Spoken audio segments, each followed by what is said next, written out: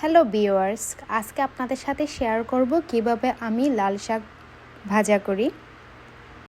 আমি লাল শাকগুলো ভিজিয়ে দিয়েছি পানিতে, যাতে বালুগুলো পড়ে যায়। পানি ছেড়ে দিয়েছি। এভাবে আমি ধুয়ে নিব।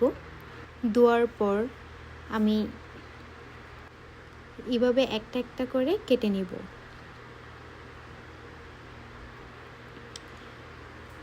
এই তো এভাবে আমি নিচ্ছি। আমি আসলে ভালো কুকার নই, তাই আমি কোনো রেসিপিও ফলো করব না।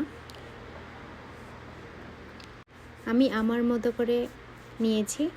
অনেক বেশি রসুন নিয়েছি, পেঁয়াজ নিয়েছি, মরিচ নিয়েছি। শাকে রসুন হলে একটু খেতে ভালো লাগে। এই তো আমি পরিমাণ মতো তেল দিয়ে নিব। আমি শাকে একটু বেশি পরিমাণে তেল ব্যবহার করব, কারণ শাকে একটু তেল বেশি ব্যবহার করলে মনে হয় খেতেই ভালো লাগে।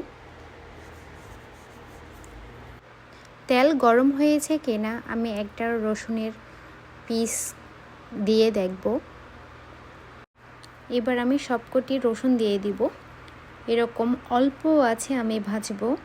আমি একদম লো ফ্লেমে করে ভাজতেছি, যাতে পুড়ে না যায় এবং ফ্লেভারটা যাতে ছড়ায়। এরপর আমি পেঁয়াজও দিয়ে দিয়েছি।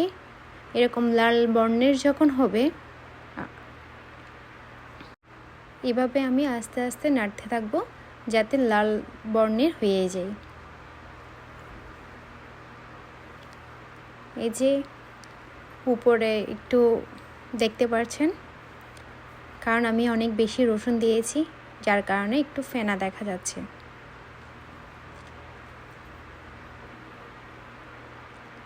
এভাবে ভাজতে থাকবো।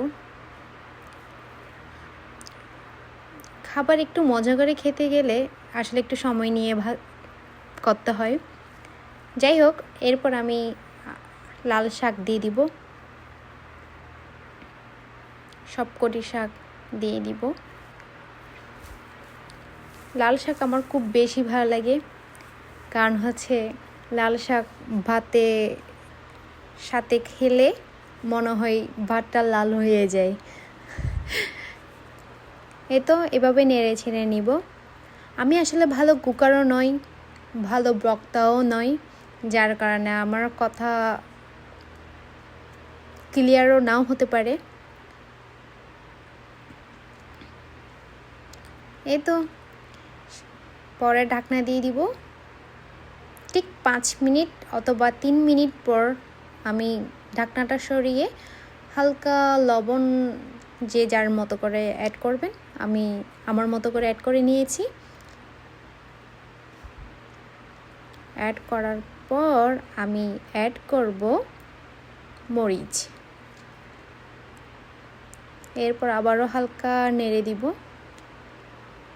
ঠিক 3 মিনিট, এই অবস্থাতে আমি 3 মিনিট পর নামিয়ে ফেলব। 3 মিনিট অথবা 4 minute. Thank you for watching.